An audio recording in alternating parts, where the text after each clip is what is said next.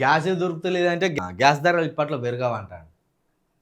ఎట్లా పూజారి గారు ఎట్లా అండి ఇది? పంచాంగకర్త కె సూర్యనారాయణ మూర్తి. ప్రపంచవ్యాప్తంగా యుద్ధ మేఘాలు కమ్ముకున్న భారత్లో గ్యాస్ సిలిండర్ ధరలు పెరగలేదు. ఇప్పట్లో పెరగబోవు.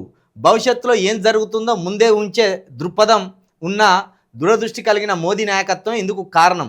కుజుడు మంత్రి కావడం వల్ల ఏ దేశం కూడా మన వైపు రాకుండా రక్షణ మంత్రి కాపాడుతారు. సనాతన ధర్మాన్ని గౌరవించే ఏకైక పార్టీ బీజేపీ. సానుకూల ఆలోచన ఎలా ఉండాలో ఆ పార్టీ సూచిస్తుంది. అయ్యా ఇక్కడేమో మొత్తమే ఎల్పిజి ఆందోళన కారణమని ఆడ వార్త వేసిండు. నువ్వేం చేసినావు? గ్యాస్ ధరలు ఇప్పట్లో పెరగవను. గ్యాస్ దొరికితే కదా గ్యాస్ ధరలు పెరగడానికి. గ్యాసే దొరుకుతలేదు. గ్యాసే దొరకనప్పుడు ఇక దానికి ధర పెట్టి ఎట్లా కొంటారు? అంటే నువ్వు చెప్పిందంతా వచ్చిదే డూబు, అబద్ధం.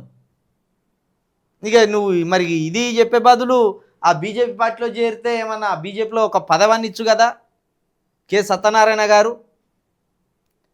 ప్రపంచవ్యాప్తంగా యుద్ధ మేఘాలు కమ్ముకున్న మాత్రం భారత్లో గ్యాస్ ధరలు పెరగవట. భారత్లో గ్యాసే దొరుకుతలేదు.